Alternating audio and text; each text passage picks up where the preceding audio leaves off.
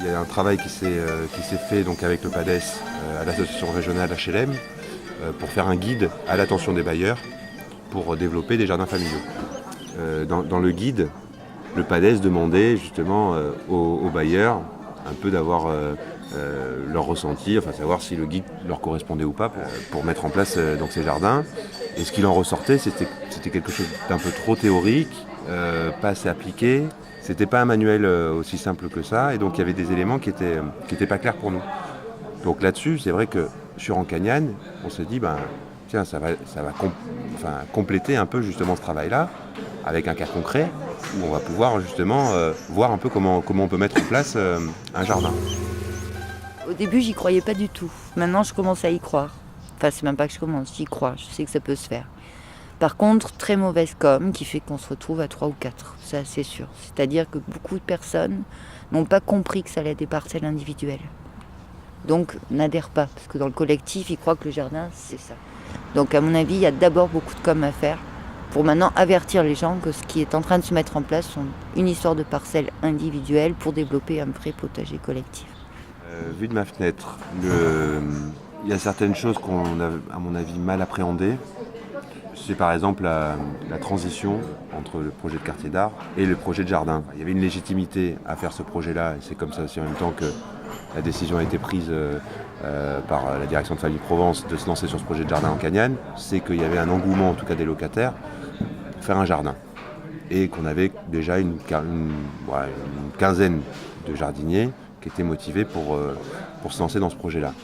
Cette transition-là, dû au fait qu'avant, au final, on n'était pas dans de la véritable participation, mais plus dans de l'animation, qu'on a changé d'équipe, qu'il y avait donc des liens aussi en même temps qui s'étaient créés vraiment forts entre l'équipe de Maki et puis des locataires, et puis que cette transition s'est pas faite. On est passé aussi en même temps à un autre projet, une mise en retrait un peu des jardiniers pionniers, et puis en même temps avec des choix clairs. Nous, on s'adresse à tous les locataires, et pas spécifiquement à ces locataires-là. Donc, on a un peu redémarré à zéro.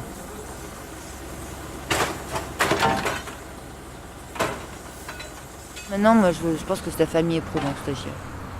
Directement avec leurs locataires.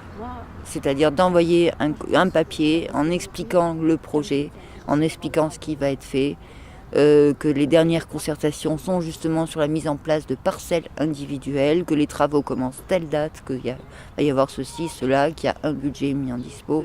Tant que c'est une affiche dans l'entrée, les gens y passent et ils croient que c'est une association, c'est le centre culturel, le machin, que c'est encore de la balade des gens heureux, quoi. Donc dans le timing, ça a contribué en tout cas à prendre un peu de retard par rapport à ce qu'on s'était fixé. C'était pour que d'abord ce soit un jardin qui appartienne aux locataires. Donc ils espéraient que vraiment il y a un mouvement naturel qui se fait avec des gens motivés et qu'on monte nous-mêmes le projet et que Famille Provence adhère plus ou moins, mais avec un projet mis en place par les locataires. Donc il espérait avoir plus entre guillemets de créateurs de jardins au milieu, de gens qui voulaient être dans la création du projet de A à Z. Mais seulement, c'est pas un quartier où ça suit comme ça. Pour Famille Provence, en tout cas, l'intérêt, c'était de travailler sur la participation des habitants. Comment est-ce qu'on arrive à capter les habitants pour qu'ils rentrent dans un projet participatif, les rendre acteurs de l'amélioration du cadre de vie. Et donc, comme c'est une démarche dans laquelle on est sur d'autres opérations aussi en même temps, on dit, si on peut capitaliser justement ce travail-là pour l'utiliser sur d'autres opérations, ça nous intéresse. Si vraiment ils veulent mettre autant d'argent, s'ils ont un budget, s'ils veulent vraiment faire tout ça, maintenant c'est à eux de signaler que c'est un projet sérieux. Voilà. Et en plus le panneau qui est là, il est complètement faux, puisqu'il ne parle plus du projet comme il faut. C'est l'ancien projet.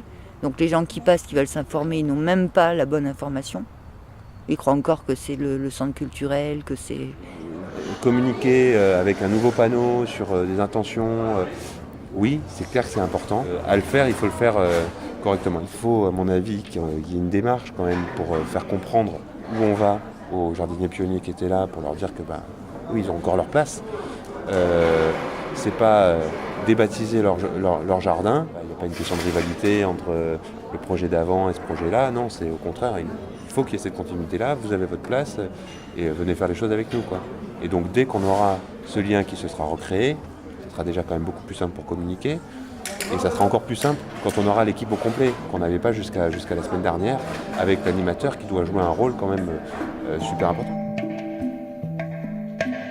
J'ai envie de m'investir, je sais même que ça va même me permettre de bouffer, parce que si je mets plein de tomates, mon fils il mange des pâtes à sauce tomate tous les jours. J'ai plus de sauce tomate achetée, ouais, on fait les coulis l'été, c'est le top, tu vois.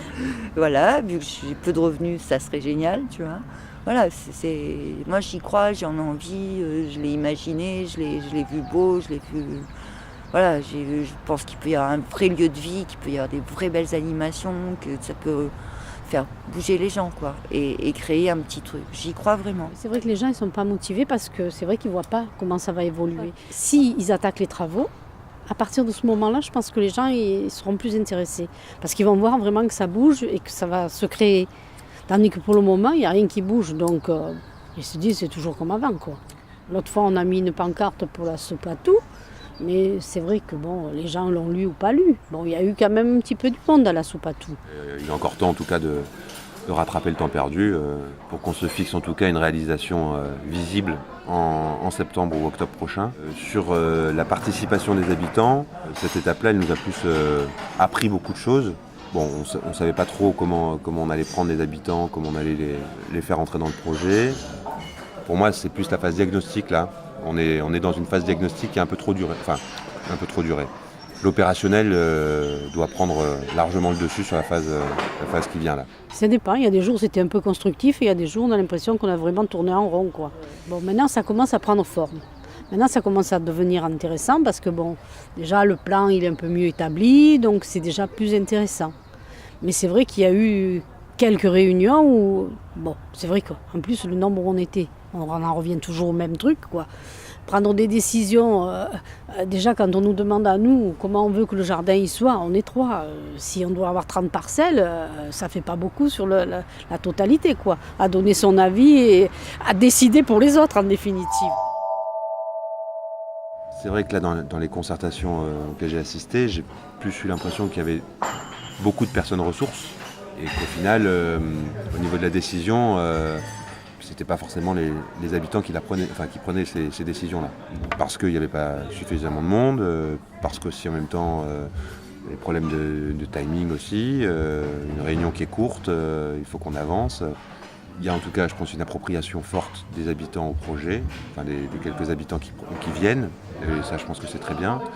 J'ai pas encore l'impression qu'il y a une réelle décision en tout cas de la part des habitants sur le projet.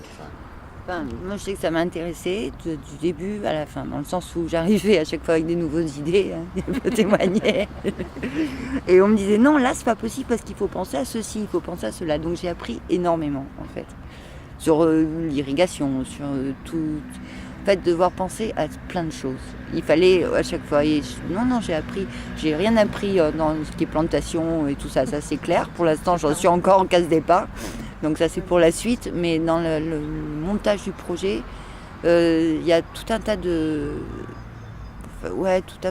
choses, oui, comme simplement savoir qu'il faut penser à plein de choses pour créer ce projet-là. Aussi bien la cabane à jardin, le machin, les toilettes, ça couillon, mais c'est un sujet sur lequel on a tourné en rond à chaque fois, mais c'est indispensable et qu'il y a plus de 3 personnes, de toute façon il faut des toilettes quelque part. Et voir finalement que c'était complexe, ça nous a montré la complexité du projet. Oui, je sais pas. Disons qu'on ne se place pas du même point de vue. Bon, Elisabeth, elle, c'est le truc créer, faire l'imaginer, faire le entre guillemets, faire le projet. Moi, je préférerais que le projet soit fait et pouvoir participer plus loin, quoi. Oui, bon, si, c'est intéressant parce que c'est vrai que, comme elle dit, on voit tous les paramètres qu'il faut prendre en compte et qui ne sont pas évidents. Pour moi, personnellement, je préfère la suite, quoi. Moi, j'attends la suite avec impatience.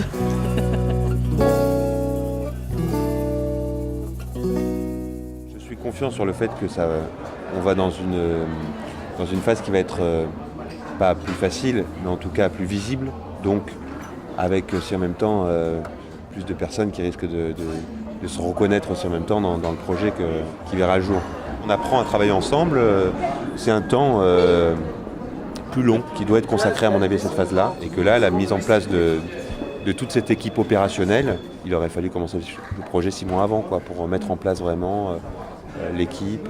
Bon, après, c'est toujours facile de le dire avec du recul. Et puis, d'autant plus que même si on commence 6 mois avant, tant qu'on ne s'est pas vraiment frotté un peu à la réalité. Le principal, c'est que ceux qui sont là s'investissent. Voilà.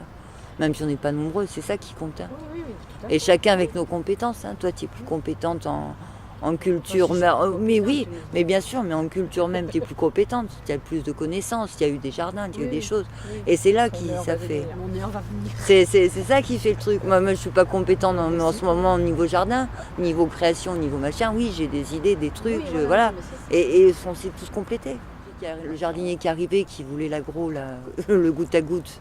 Bon, il est arrivé avec une vraie culture de chiffres et de machin. En une séance, il nous a balancé des chiffres, on était étonnés. Même Isa, elle a arrêté de compter, c'est lui qui comptait, tu sais.